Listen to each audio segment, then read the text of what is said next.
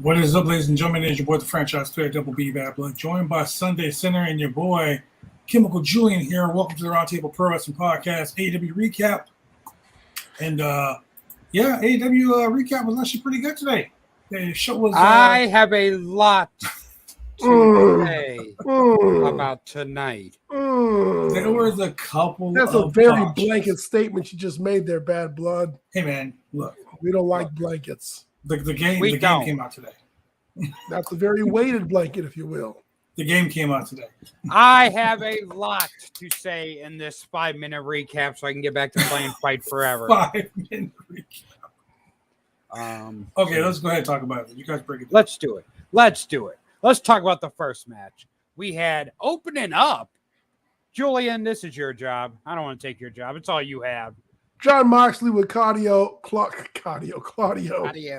and Wheeler. Maybe I should have took your job. Face Tomohiro Ishii.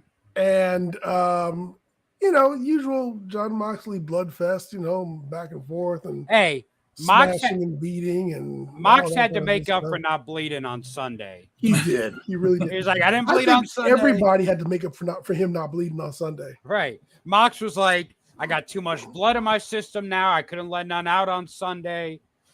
I got to go extra deep. He popped a couple aspirin and he just let it gush. So, I mean, judging by when he came back out later that night and the gash he had on his head, he fucking bladed with a fucking he bladed with a fucking what do you call those? machete. Yeah, no, carpet cutter. Right. Yeah. Well, I remember my first time blading, I went from fucking corner to corner and hit a vein. So I learned how to blade by taking Dr. Jerry Graham, rest in peace. Took a tip of a razor blade, gave me a little cut on the forehead, and then before it started bleeding, and gave me some petroleum jelly. Then wipe petroleum jelly across the top of the cut. It clots the blood. Mm-hmm. Someone hits it. You know what I fucking hate is when you're wrestling in a hot ass building and you fucking gig and there's just no blood because it's so fucking hot. Because you're dehydrated? Yep. Yes. They also told me to drink heavily. Drink wine, because wine thickens your blood. It sounds like you said drink heroin. That too. I mean, it was 90s. It thins your blood. It was late 90s. So yeah. It was the late 90s, bro. Trust me. Somebody was doing some heroin, right, some cocaine. So Moxley picks up the win against Ishii. Eddie Kingston came out. They had a confrontation. And Renee. No one can say names. That's what they call her in Canada. In Canada, she's Renee. Renee. No one can say names tonight. We got Cardio. We got Renee. She went off. She let John have it. She said, "Hey." Well, not let her have it. I mean, she may have let him have it. I thought she would have it on the regular, but all right. They only have one kid. I mean, we know of. She's like, it's not good enough you stop drinking for me. I need you to be friends with Eddie too. Like, God, you know what she said? No, but she was like, I need you to stop drinking and stop bleeding, motherfucker. I don't have enough. Stop drinking, stop bleeding, and start being friends with Eddie. Hey, whose rag is that? Wow. That's Whoa. Man. Periods don't have a curfew, I guess. Wow, apparently like Dick. Much like Dick. So that was interesting. It's interesting to see where they're going with Mox and Kingston here.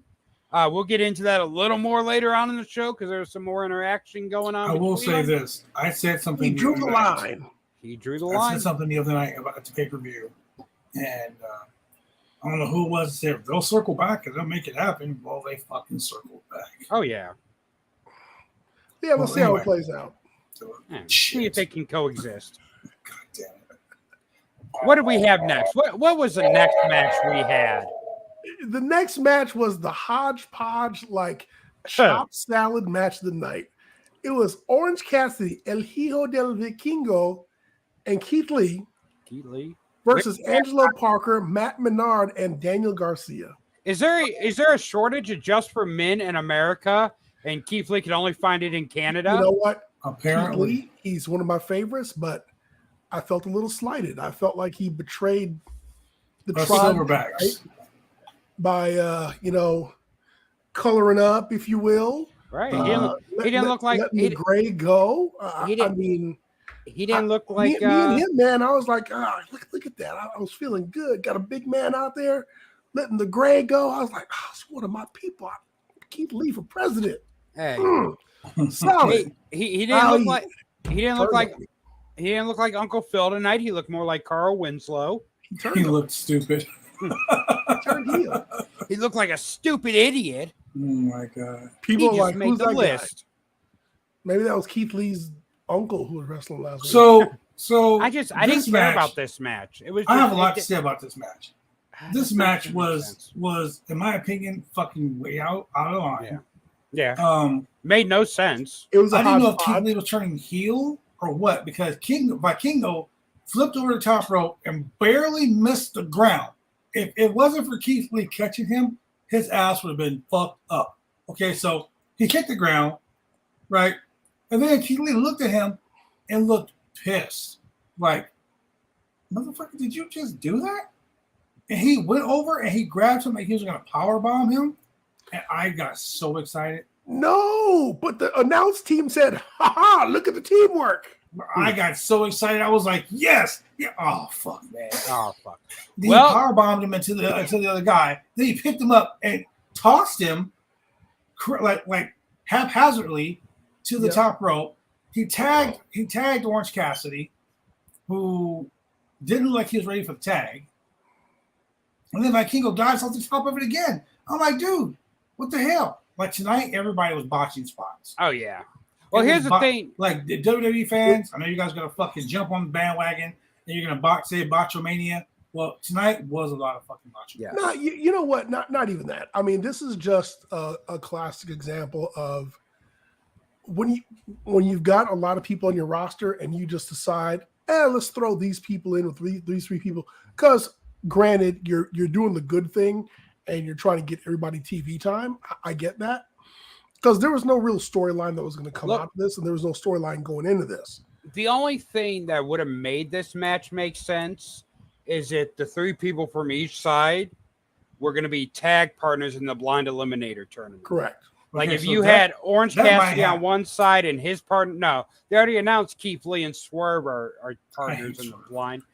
Because, Reg randomly picked and put Keith Lee and Swerve together because we've only had a year of that fucking feud going on. Can they coexist? Oh, my God. Jeff Jarrett peaked when he wrestled China. Look here. Hey, you know what? You know what? Jeff Jarrett is so great that even when he ain't on the show, people are talking about him. Hey, Who had the highest ratings last week on AEW Dynamite? Good old Double J. No lie. Was he on the show? Yeah, he was in that Tupelo consumption. Yes. That was the highest rated segment of the night. Because people want to see if he was going to retire. Because Jeff Jarrett draws So money. I'm going out on a limb right now, and I'm going to say the AEW is taking the WWE playbook with Adam Cole and fucking Maxwell Jacob. Oh, yeah, they're going to win the tag titles. They're winning the tag team titles. Oh, yeah, absolutely. Absolutely. I'm calling it right now. Ryback Pete on this podcast. Well, that's only because WWE is suppressing them. And hey, Sunday night AEW suppressed us. So yeah, they did suppress us Sunday night. Cyclone Cyberman. Our merch was selling like John Cena's, and they just shut it down. They shut it down. Welcome to the podcast, Johnny my friend. TV. Oh my! Go subscribe to the Roundtable Pros and POD. Hey guys, look. Talk before about we go Johnny further, TV let's talk about this. Let's talk about this. This new thing that we got going on the Roundtable Pro Wrestling Podcast Network. Not only do we have a website where we'll go and peek. Everyone can go take a peek at our old videos, some backstories, some of the podcast members of the team. We also have some new branding. We got Brainbuster tees, t-shirts, hats, all types of cool shit right there. All types of merch for you guys. You can go there. You can go right here. You can follow us on the Roundtable Pro Wrestling Podcast on Twitter and on Twitch. If you're following us from the Twitch channel, jump on. We have something very special going on. Yes. This Saturday is my birthday, and I would love to have all you guys subscribe. Use your free Amazon Prime to subscribe to the podcast because we're going to be watching live the WWE's Money in the Bank. Now, we have a Discord channel. We have Discord. So sometime further in this podcast, we're going to add the Discord. We would like all you guys to join the Discord. And if you are subscribed to the Roundtable Pro Wrestling Podcast, if you are subscribed, not following, subscribed, we're going to have something special for you guys on the Discord. When I mean special, I like it. When I mean special, I mean no other podcast is doing this. Yes, sir. It's like the mega giveaway, but I'll give it away. Yes. I like it a lot. Yeah. So you guys got 60 minutes to go subscribe. It's easy, man. If you want to subscribe, it's simple. Okay? You just go to, you link your Amazon Prime to your Twitch, click that subscribe button, follow the Roundtable Pro Wrestling POD. Real simple, real easy. I'm telling you guys, It's so simple, a caveman can do it. Hey, Bad Blood, why don't you throw up that QR code for the Brainbuster Tees link? You know what? I don't have the Brainbuster Tees link. QR code. I have to download If you go to roundtablepod.com, our store is linked right there in the shop section. You can see it right there, brainbuster.com, brainbustertees.com. Yes, you can search the Roundtable Pro Wrestling Podcast on there. Yes, or like the gentleman said, you can go to the Roundtable Pro Wrestling Podcast Network website, www.roundtablepod.com. So, what do we have next? The Hung Bucks versus the Dark Order. Was that next? Get it Sunday, Sinner. I thought there was something. I thought there was something before. No, but the best part, what was before that was the pre-interlude as to how Canada's own Dark Order got pissed off at the simple fact that they're a little angry at Hangman for hanging out with the Bucks. Did you pay your internet bill this week? Thank you, Hack Rat, for following. So this match, let's talk about this match. The Hun Bucks versus the Dark Order. On Sunday night, the Elite defeated the BCC. A couple of weeks ago, the Elite defeated the BCC.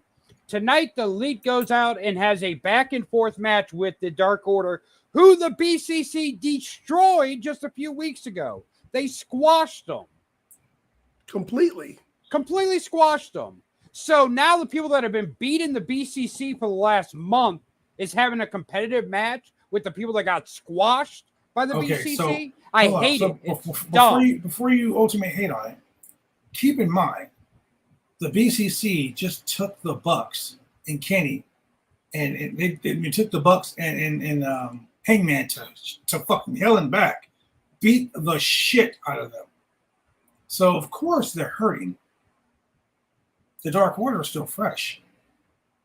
If I beat you like a pinata at Cinco de Mayo, on May 6th, Julian's gonna come and Julian's gonna beat your ass because you're so beat up. I don't care. I do not care.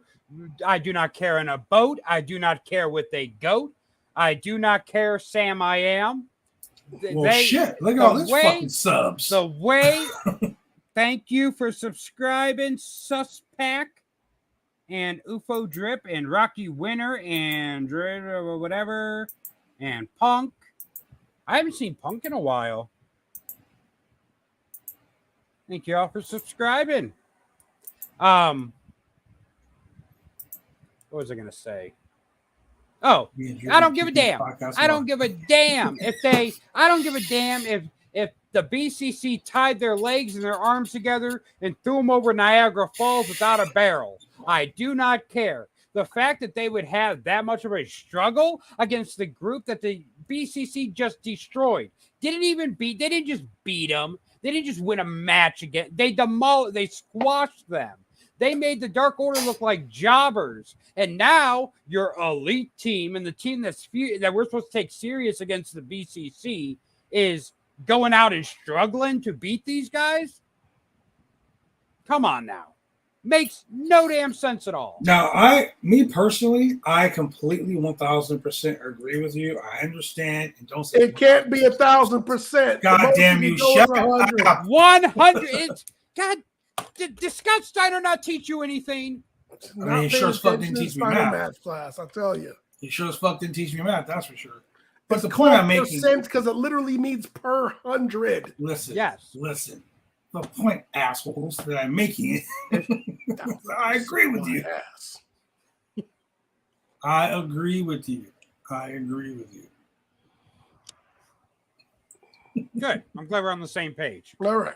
Good to hear. Oh my God. You guys are worse than Husky in the movie trivia. As Nia Jax would say, my hole. My hole. I had another. What was the other rant I had? Jungle Boy? We'll get to that. We'll get there in a second. I don't think it was Jungle Boy you had a rant on. Oh, I do. Oh, yeah. Oh, God. We're going to skip that segment. We can't. That segment is 1,000% perfect. That segment is directly next. All right. So, after the whole Hung Bucks Dark Order match, the BCC hit the ring, attacked. Dark Order just sit there, get their asses whooped. Yep.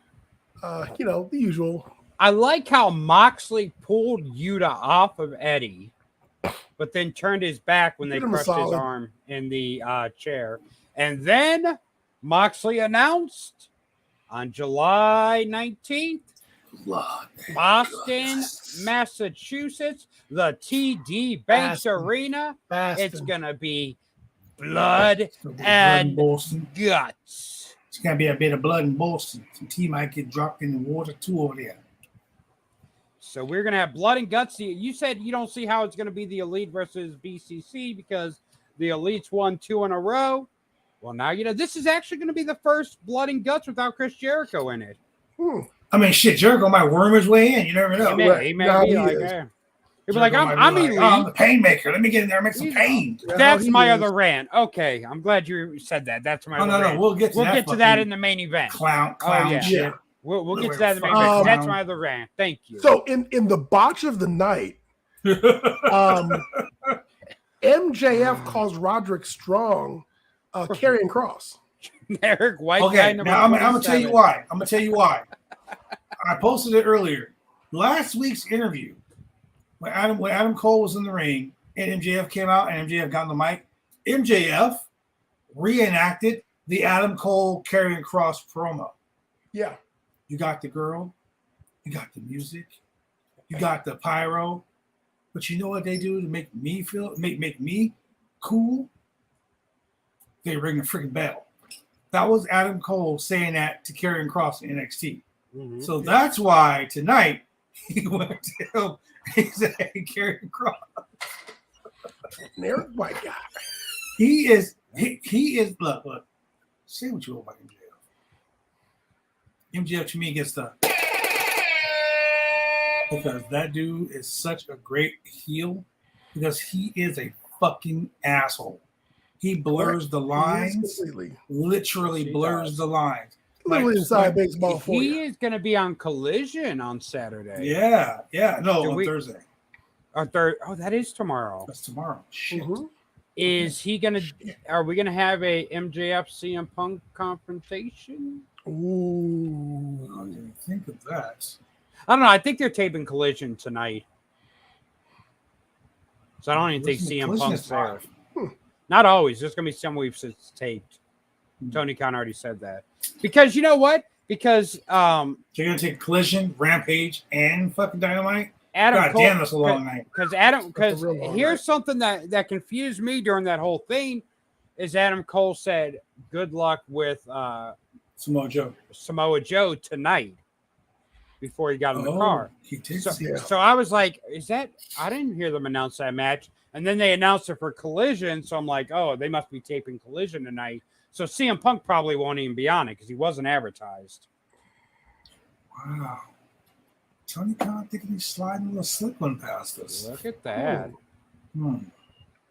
Interesting. So after the whole Adam Cole thing, we get the interview segment with Jungle Boy Jack Perry. Jungle Man. Jack. Whatever. Jungle Chump. Jungle Man Jackson Perry. The audience said Jungle Prick. Jungle Man Jackson Perry. Jack Perry comes out and he says that he's still young, cashing fat checks and banging the hottest bitch in the entire place. Yep. And did Jack Perry turn on Hook? No, the people turned on him. Show me where he's telling a lie. Show me where he's telling a lie. The whole true. Jungle Hook the moment he opened his fucking mouth. Jungle Boy. I mean, he is banging the hottest chick. Is he cashing fat checks? Made up title that's not even recognized by any of the local federations. Now, the only way Jack Perry can be a heel, ladies and gentlemen. Jack Perry's going to expose Hook as a fraud. Shut up! Stop booing me. He needs someone to speak for him. I hate the smoke here in Canada. Yeah. It's not as clean as the air in Malibu, where I'm from. Now, see, he's doing. I Take said off something my last week. aviators and look cool. He needs a manager. He not only does he need a manager, but here's the thing: he needs a whole makeover. Okay, he needs to shave off those fucking curls because it's kind of hard to take you seriously when you look like a fucking Barbie doll. Like I can't be like, I mean, like when you're wearing a man bun. I mean, when you're wearing a fucking loincloth, trunks. Hey, a bald man criticizing someone's hair. Hey, I'm just saying. Look. Next, I'm gonna call someone too skinny. It makes me look even meaner when I'm fucking shaved bald, shiny and glistening. But the point I'm making, honestly, is this: he's too white meat babyface. Yeah, he needs to grow some facial hair. He needs to walk. He needs to bring Anna Jay to the ring and start Rick Rooting the shit out of that. Like he needs to be like he needs to be that type of guy. He needs to be a fucking prick, a Hollywood prick. Celebration. Have him come wearing suits and shit like he's fucking. Like, oh, I'm Hollywood Jack Perry, and none of you fucking has-beens. You know, he needs to come up with some shit like that. You know what else he needs to do? He needs to gain about 50 pounds. Not even that. If he's such a prick, he can be Shawn Michaels. He can get him a big-ass dude, not Luchasaurus. But what I'm saying is, if you put him next to Buddy Murphy, I'm going to believe Buddy Murphy before I believe him. Yeah. Hollywood royalty Jack Perry. Nah, that'd be the perfect name. Perfect name. If you call him just Hollywood Jack Perry. There's too many Hollywoods in wrestling. Hollywood John Tatum, Hollywood Hogan. Yeah, but that's the point. Hollywood royalty Jack Perry. Well, see, the point of him being just Hollywood is he could never carry the Hollywood name because he could never be Hollywood Hogan. He doesn't have to be. He doesn't hate black people. Of course, he can't be Hollywood. There's a guy that wrestles here in Portland. He calls himself Pretty Boy Troy. He is not a fucking pretty boy. He is not even an attractive dude in any fucking sense of the word. Handsome Moses. But the fact that he calls himself Pretty Boy Troy is an oxymoron. Like he's an ugly dude who calls himself pretty. I get it. Fans get so behind that shit, and he wears a mask to the ring and then takes it off. Like, look at me, I'm so beautiful. Nobody. Well, you know what? Cares. Junkyard Dog wasn't really a dog. He went from the junkyard. How about we start with him getting rid of them dumbass boots he wears to the ring? Dude, a whole makeover. Wait a minute. Do you know how expensive new boots are? Yeah, motherfucker. Jesus. As a wrestling fan, don't ever come at a wrestler about boots. I got a $600 pair of boots on my back. And if you order them from the wrong place, you're going to wait 6 to 8 months for them. And then when you get them, they're going to be the wrong fucking size in the calf. Yep. And you're going to have boots that sag. You got to shove socks and shit and knee pads into your boots to lace the bitches up. Trust me, been there, done that. So, yeah. Yeah, boots are expensive. Yeah, so Jungle Boy is here challenging Hook for the FTW championship. And sorry. And you know what the bad part is? The bad part is I don't care about the FTW championship. No. Because Hook has been so underutilized for the past few months that I even really forgot about Hook. And then they randomly put Hook with Jungle Boy and called it Jungle Hook. And I was like, oh, Jungle Hook. Nobody gives a goddamn about Jungle Hook, much less Jungle Boy. They put Poison with like stalemate. Like Hook was like just really in the cut doing nothing bad. And then they hitched him to Poison Boy. I mean, it's like taking a fresh made peanut butter and jelly sandwich and then you drop it by a nuclear reactor. Now you got radioactive peanut butter and jelly. Everybody at least likes peanut butter and jelly. It's universally palatable, but no one wants radiation poisoning, and that's Jungle Boy. Nobody wants radiation poisoning from Jungle Boy. And he's not doing nothing for Hook. Hook is clearly the one doing him the favor, but the FTW championship, it's not a real championship, like he said. And if it's not a real championship, why would you want a challenge for it? Well, simple. He wants to take it. Hey, Bad Blood, those Jordans you got are ugly as fuck. I'm going to fight you for them. Why? It makes no goddamn sense. And he turned on Hook because why? Because Hook didn't believe in him. Like you people didn't believe in me like Hook. Now Hook's going to choke him out. And then what are you going to do? So the other day I talked about how protected Hook is. And because he's Taz's son, I'm not going to say that's the reason why, but Hook has been very protected. Are you telling me that you are going to let the Hook stigma go for Jungle Boy? You're gonna let Jungle Boy be the one to beat Hook and like kill that streak? Are you shitting me right now? I forgot all about Jungle Boys. I forgot about Hook Streak too. Come to my house and burn my house down to fuck my dog. That is just for goddamn. That's a waste. That is a fucking waste. Dude, that is like at least Baron Corbin. When somebody kicked out of his finisher, they wait until a special moment for it to happen. But you're telling me you're gonna feed Hook to Jungle Boy? To Jungle Boy. He said burn down his house and fuck his dog. Right. That's a waste of resources. That is ridiculous. That is for a title he doesn't want, no less. For a title that he says is irrelevant and a title that he just sat here and shit on national TV. And we talk about that. When you challenge someone, and you go out and you beat them, if you beat them and you talk shit about them, who'd you beat? So basically, if you win the title don't mean shit. What did you win? Exactly. What is he gonna like carry the belt and parade around with it and with pride? No. Is he gonna go dump it in the trash can? I'm sure Tony Khan wouldn't appreciate that. He's gonna go dump it in the trash can in front of fucking Hook. I mean, in front of and then the only alternative here is to have Hook choke him out, and then who's gonna come save him? Christian and Luchasaurus. And where are we? We're back to fucking square one. So the one thing I liked about this segment is when Hook was chasing Jungle Boy. When Hook was chasing Jungle Boy, it looked like two kids playing tag on the playground. Like it literally looked like two kids. Dude, and the funny thing is, clearly Hook's in better shape and can run faster. Right? Because he had to slow down. Yep. And then Jinder Mahal was backstage. That was shame.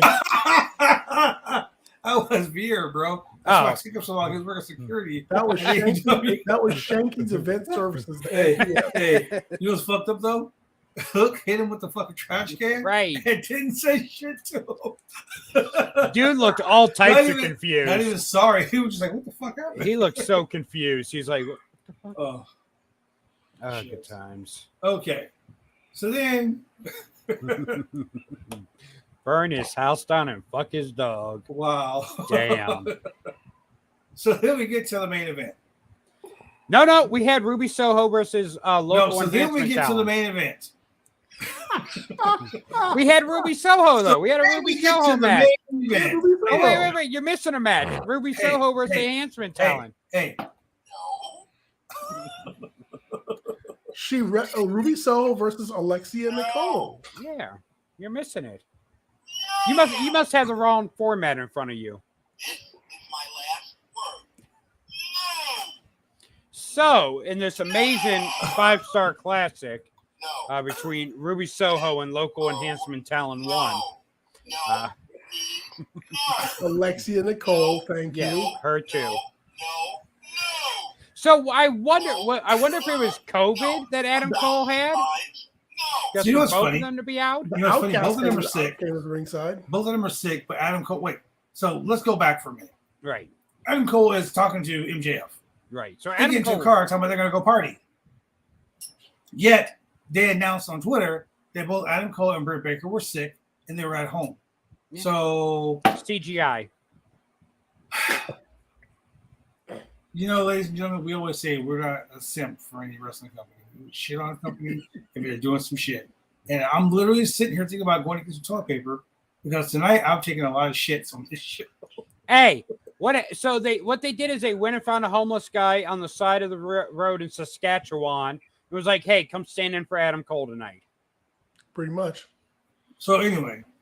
You know, Britt Baker being a dentist and she's in like people's open mouths and whatnot, right. She could have gotten COVID. Yeah. Oh yeah, very true. It has to be COVID. I can't think of still what around, else. ladies and gentlemen. I got it could be a cold. It could be bronchitis. It could be. I don't know. Scabies. I don't know. Tony Schiavone isn't sick, and he's been banging Britt Baker. So wow. Allegedly. Wow. Allegedly. Just kidding. Tony would never do that. He loves his wife. Insert name here. Certainly. Anyway, we have Ruby Soho versus an enhancement talent. Yes. Lasted 3 minutes. It took them long enough to walk down to the ring. Indeed. And then And then, ladies and gentlemen, I apologize for this right now, but the worst, god-awful, goddamn segment in the history of AEW. And AEW has some really cool segments, like the fucking exploding barbed wire, sparklers, just random stupid shit that's happened on the show. This was by far the worst of the worst. Ruby Soho gets on the mic and she talks for 5 minutes and the crowd is fucking silent. Right. Tony should have cut her mic right from the gate. You know what we missed was Johnny TV's promo with No, we QT didn't. Marshall. No, that was after the horrible match. Oh, was it after that? I thought it was earlier. So that whole post match was you guys like Britt Baker, but the moment she's not here and she gets sick, you guys are talking shit about her. No, you were talking shit about her. The crowd didn't give a fuck. Nobody cared. Like, this was one of the worst segments. And Paige is good on the mic. Ruby Soho, Tony Storm is decent on the mic. Mm-hmm. Ruby Soho is so fucking bad. You ever wonder why they always put her in a 3-girl group? Haven't you guys noticed that? Tony Storm looked really cute tonight, though.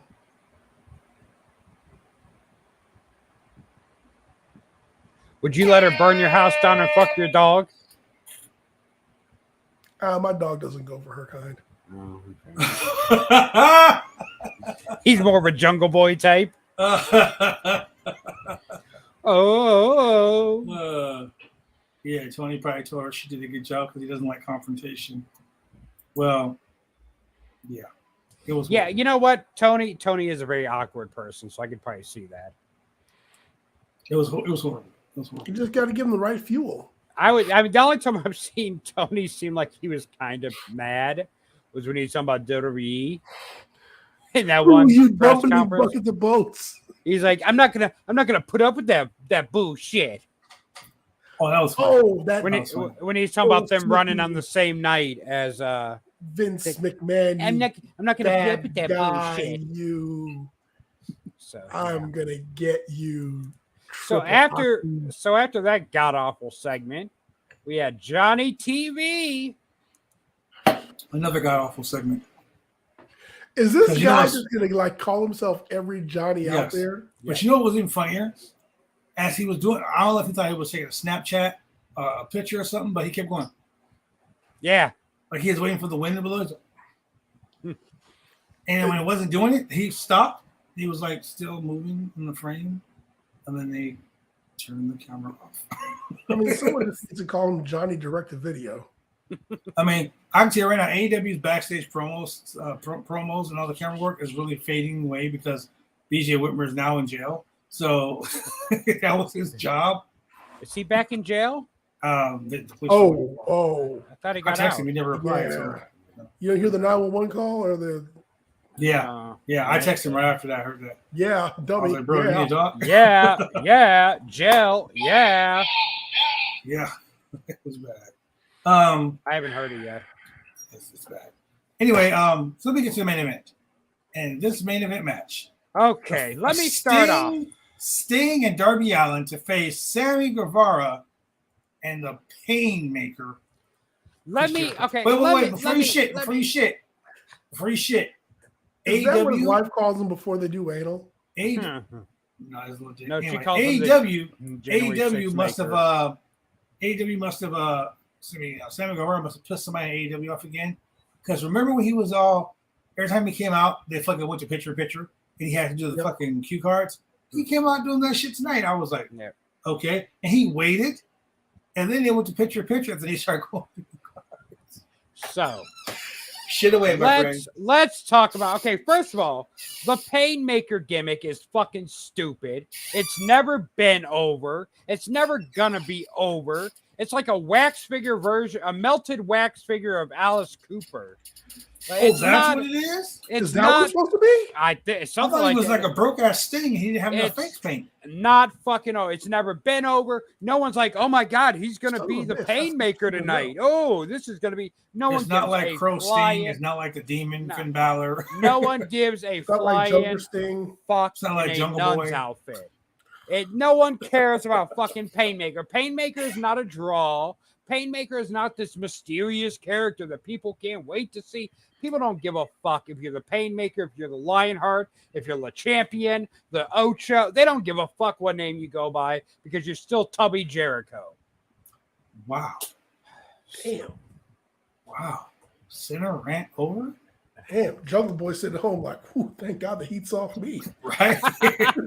Jungle Boy's back and back like, whew. Right. Like, I don't get it. Like, okay, oh, you're going to face the Painmaker. Who gives a fuck? What has the Painmaker ever did? What? How is the Painmaker any fucking different than Chris Jericho? At all. At fucking all. Is there any fucking difference? Oh, what? His fucking, as the Painmaker, his fucking Judas effects look shittier, as if that's even possible? What? His fucking code breaker is sloppier? We saw that tonight. Good fucking job, Painmaker. The only fucking pain I had was sitting through that god-awful fucking spectacle of you fucking cringing around the wrestling ring. I'm going to get you, Sting. Right. Finally. Hey, Sting, I'm going to get you with my little eye paint. And your little boy, too, Sting. Yeah, I'm going to get you and your little boy, Sting. Like, Jesus fucking Christ. I mean, so. I think it makes sense because Sammy Guevara's like, okay. Right. Yeah. He's like, whatever. Who am I then? You're fucking this fucking. Yeah. Do I get cash tonight or a check? You're the guy that knocked up Tay Conti. That's your gimmick. But like, Wow. did you see the fucking the press conference afterwards where Jericho made the challenge? So fucking ridiculous, so corny. Jericho is not a realistic badass, no matter how. See, that's the problem. Jericho's trying to portray a badass. Jericho has never in his fucking career been able to be a badass. Ever. He's never portrayed a badass. Ever. And done it successfully. Hey, really quick, sidebar. Can we talk about how Sting almost fucking killed himself? Oh, we're going to talk about that. Missing that goddamn table. How old is Sting? 57? Sting knocked. Oh, no, he's older than that. That's his age, and also that's how many inches he missed the table by. He knocked a tooth out tonight. Either that or he fucking He did not make the full. He is 64 years old. 64 years Dude, old. When he started climbing that ladder, I knew he wasn't going to make it. Dude, I was just like, what the fuck, Sting? Right. Dude, when he jumped, I saw him flying through the air. I was like, my God. I was like, oh shit. And I'm glad he at least hit the first table. Right. Fuck. But dude, he fucking face first into that second table. I thought he popped his neck for real. I was like, yeah. Oh, shit. I knew, dude, as soon as he hit it, I knew he knocked a tooth out or something. Because he fucking face first into that table. And you could see him holding his mouth right afterward. Oh, that blood. Damn it. Oh, yeah. Like, he fucked himself. Sting needs a job. I hate to say because I love Sting, but it's time for Sting to just stop. Well, you know what? I'm not going to say flash up in an Iron Man match. The loser retires. Right. I'm not going to say like, "Oh, Sting, you need to hang the boots up. You're too old." But what I will say is, stop trying to be Darby Allin. And here's the thing: stop trying to be Surfer Sting. Stop the Daredevil. Here's the thing: Surfer Sting didn't do shit. Right. He didn't start jumping off shit until he got to AEW. Surfer Sting gave That's you when he started doing all and this shit. Ow, and that's Right. about it. He was out, Center Splash, Scorpion, Deathlock, over. He needs to go back to being a Blade Runner. I mean, something. But that's the thing. Like, Sting did not do all this shit before he got to AEW. He wasn't like this in WCW. Correct. Like, Correct. And the worst thing Sting ever did was when he jumped out the top of the entrance the first time, because then fans started expecting it from him. Then he had to find other things to jump off of. And it's gotten to the point now where, like tonight, he ends up fucking himself up because of it. He needs to stop. If he's going to wrestle, for Sting's health. If he's going to wrestle, he needs to do a much safer style. Because this is now two matches. This is 2 matches in a row where I thought Sting may be paralyzed. Because that match Sunday, when that fucking miscue with Sammy Guevara and the cutter, and then this spot tonight. I was scared both times for Sting. And honestly, I don't want I don't want Sting to be that guy that stayed in it so long that he can't walk. Yeah. Correct. And if he wants to keep, more power. If he wants to keep wrestling, he's still in good shape. He needs to do a safer style. He needs to do a Sting style. Come in there for the hot tag. Do your fucking booms and fucking, scorpion death drops and pop up from fucking body slams and beat your chest and then tag in Darby to do everything else. Pretty much. That's all Sting needs to do. Sting now he's a specialty. He's an attraction. He's a novelty act. Just seeing fans mark out just seeing Sting in a match. He doesn't have to do all this extra shit. Mark out when Sting comes down the aisle. Sting has been busting. Right. They love it. Sting has been busting his ass for 40 years. He doesn't have to do all that to get a pop. He has built his reputation, his credibility, and his character up enough over the 40 years he's been wrestling. He don't have to do all this shit. Like and it's disgusting. I love AEW to death. I'm a big. It's disgusting that Tony Khan would even allow this to happen. At some point, you have to have someone in control that knows when to say, "Hey, don't do that." And it's the same situation. The fucking agents for. It's the same situation with Punk and the Elite. Tony Khan needs to grow some balls, step in, and say, "Hey, I want to make money. I'm putting millions of dollars into this company every year. I want to see a return. You guys need to grow the fuck up and work together."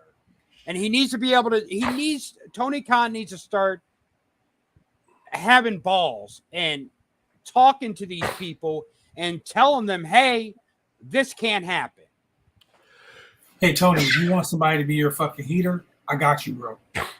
I'll be your heater. Someone needs to. Someone fucking needs to. What they going to do? They're going to get ring with me and they'll get their ass whipped. The AEW fucking inmates running the asylum, it was cool at first. It was something new. It was something unique. But it's getting to the point where it's becoming dangerous. And you have to have someone that's able to control things. And Tony's not doing that. I mean, the Matt Hardy situation during the first Stadium Stampede. I mean, shit, eventually someone's, I hate to say it, the balls are great. I keep an extra set on my wall every night. Wow. Yeah. It's gonna get, and I hate to say this, and knock on wood, it's gonna get to the point where someone gets seriously injured in AEW, or even worse. And I mean, if that happens, it's gonna force a change in the company. Yeah. You might as well make that change on your own so you don't have those issues. If you hire me, just imagine right now. If he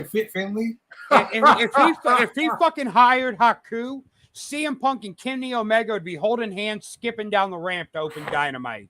Like, we're cool guys. We love each other. They would make out in the middle of the ring if Haku told them to.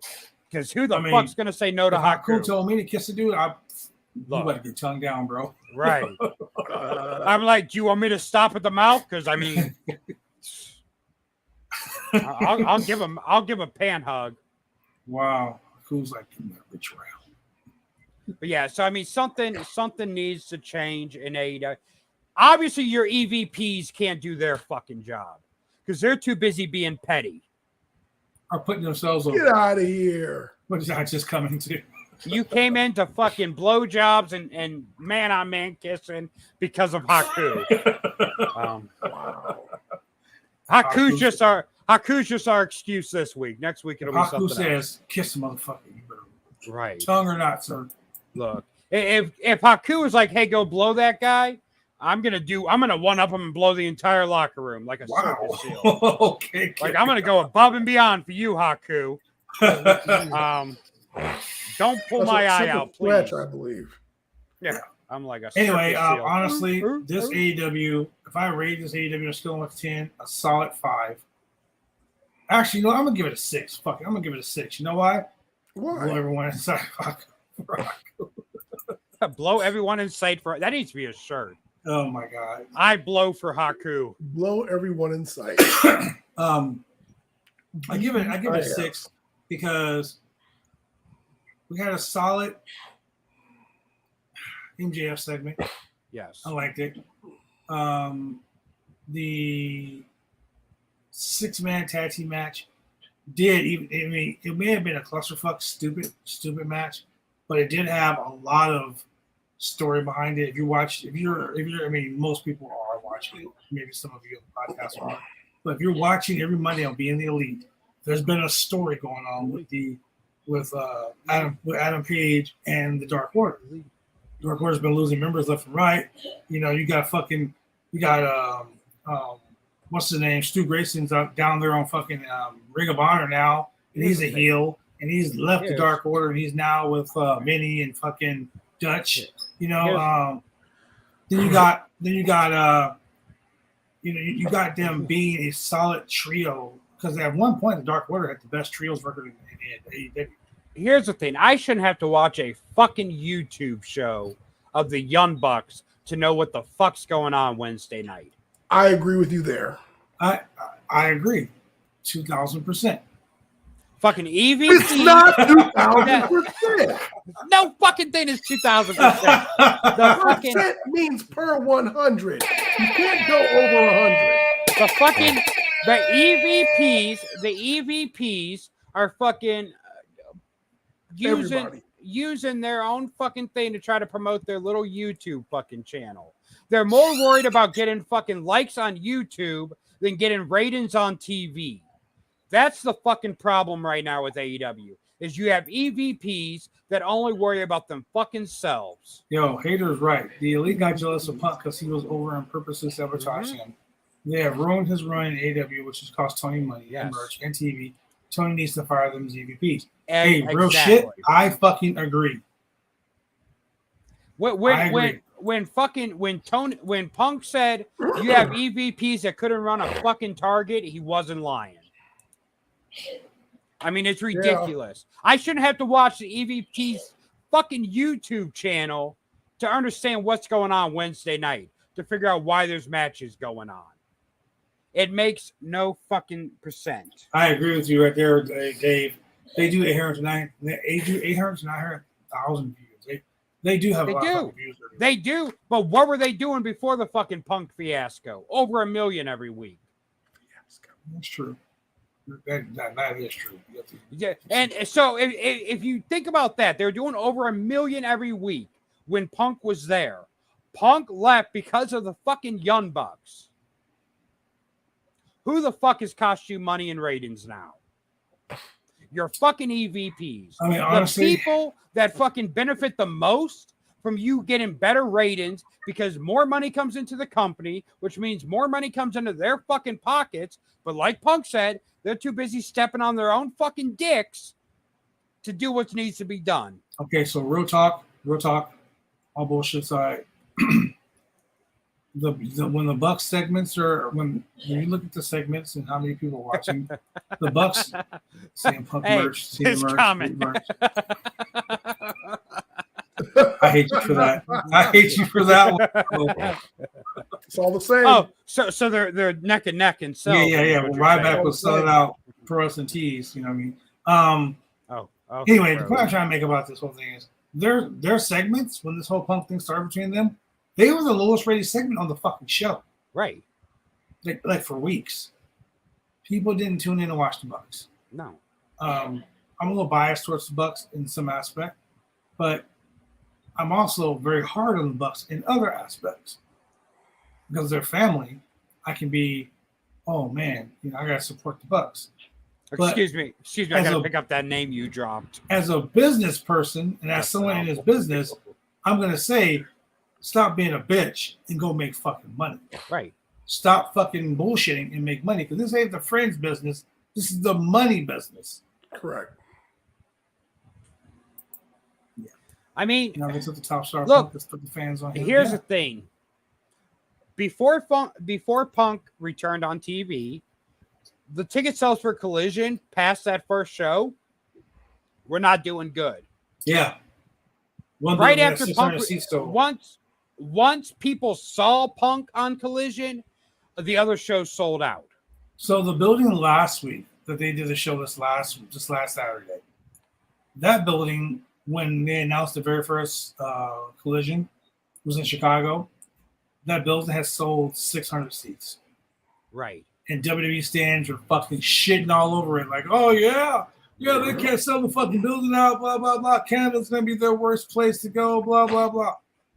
Their building was full tonight. Right.